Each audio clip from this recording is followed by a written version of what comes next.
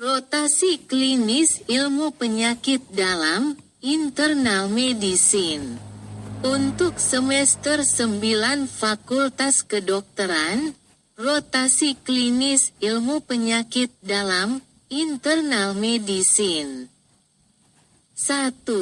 Tujuan utama rotasi. Rotasi ini bertujuan untuk memberikan pengalaman langsung kepada mahasiswa dalam menangani berbagai penyakit organ dalam pada pasien dewasa. Fokusnya meliputi pengembangan kompetensi diagnostik, terapeutik, keterampilan prosedural, serta komunikasi profesional dengan pasien dan tim medis. 2. Struktur pembelajaran dan aktivitas klinis harian. Rotasi ini dirancang untuk melibatkan mahasiswa dalam aktivitas sehari-hari di rumah sakit. Setiap hari, mahasiswa menjalani kegiatan berikut. A. Visite pasien, walk round. Kegiatan. Mahasiswa memantau perkembangan pasien secara berkala, melaporkan perubahan status klinis, hasil laboratorium, serta merencanakan tindakan berikutnya di bawah supervisi dokter pembimbing. Diskusi bersama tim untuk merancang manajemen lanjutan. Tujuan, mahasiswa belajar memahami alur penanganan pasien secara menyeluruh. B. Poliklinik, outpatient klinik. Kegiatan. Menangani pasien rawat jalan dengan penyakit kronis seperti diabetes, hipertensi, atau penyakit paru kronis. Memberikan edukasi kepada pasien tentang pengelolaan penyakit dan gaya hidup sehat. Tujuan: mengasah kemampuan komunikasi dengan pasien serta mengelola penyakit kronis secara holistik. C. Jaga ruang gawat darurat, emergency room. Kegiatan. Mahasiswa terlibat langsung dalam triase dan penanganan kasus emergensi seperti gagal jantung akut, sepsis, atau eksaserbasi PPOK. Belajar melakukan intervensi awal sebelum pasien dipindahkan ke bangsal atau ICU. Tujuan: mengembangkan keterampilan penanganan kondisi gawat darurat secara efektif. D. Keterlibatan dalam tim multidisiplin. Kegiatan: mahasiswa berpartisipasi dalam diskusi lintas disiplin untuk menangani kasus kompleks, seperti gagal ginjal kronis dengan komplikasi jantung. Tujuan: memahami pentingnya kolaborasi antar spesialisasi dalam penanganan pasien. 3. Penyakit yang dipelajari. Rotasi ini mencakup penanganan berbagai penyakit organ dalam berdasarkan sistem tubuh. A. Sistem kardiovaskular, penyakit utama, infak miokard akut, IMA.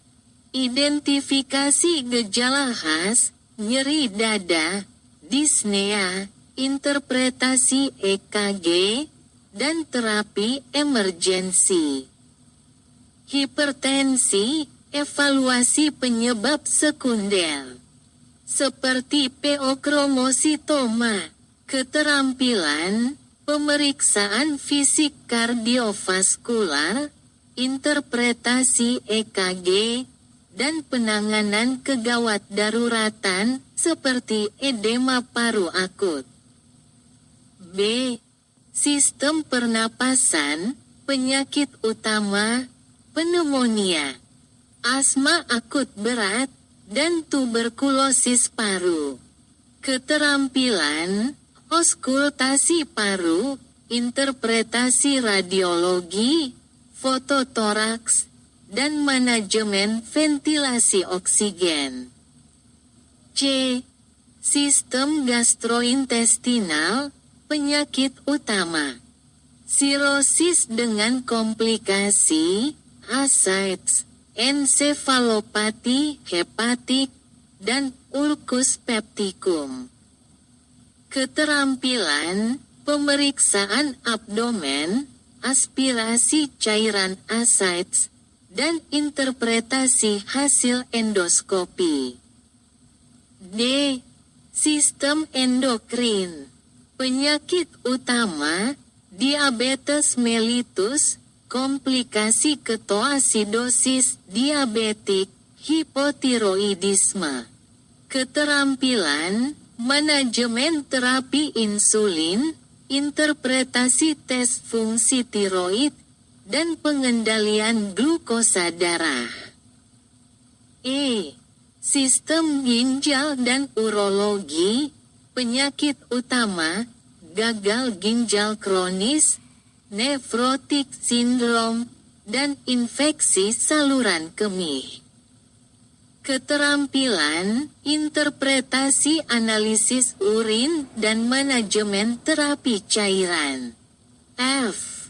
Sistem hematologi dan onkologi, penyakit utama, anemia, leukemia, dan trombositopenia.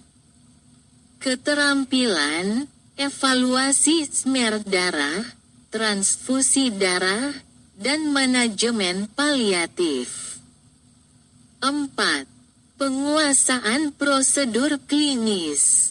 Mahasiswa dilatih melakukan berbagai prosedur medis dasar hingga lanjutan, prosedur dasar, pemasangan infus.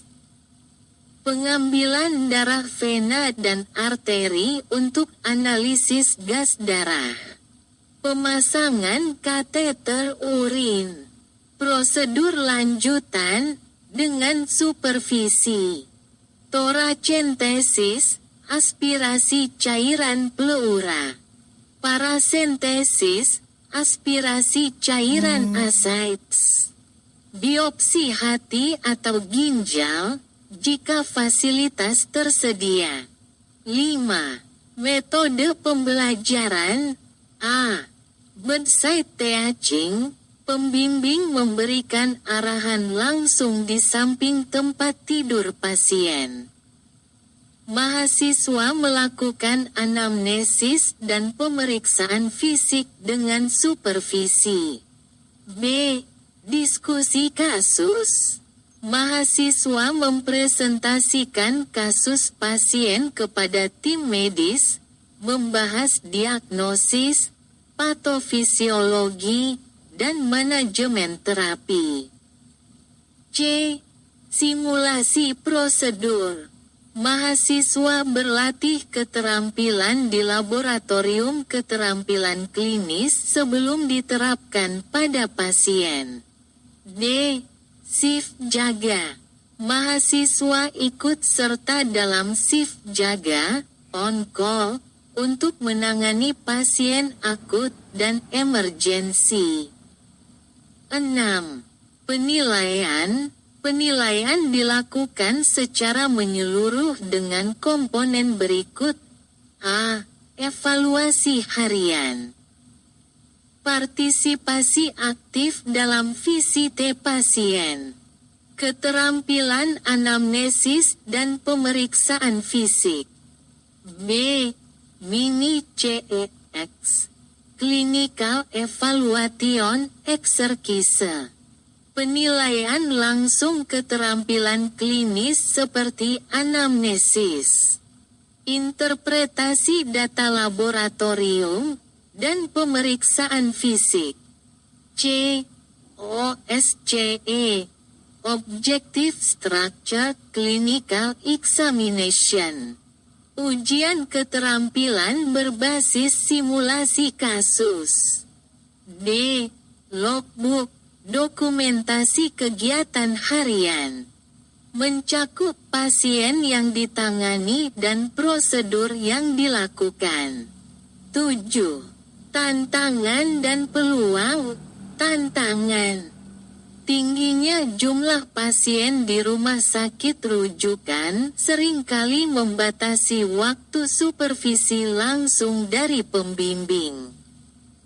Stres akibat rotasi klinis dapat menjadi tantangan mental dan fisik.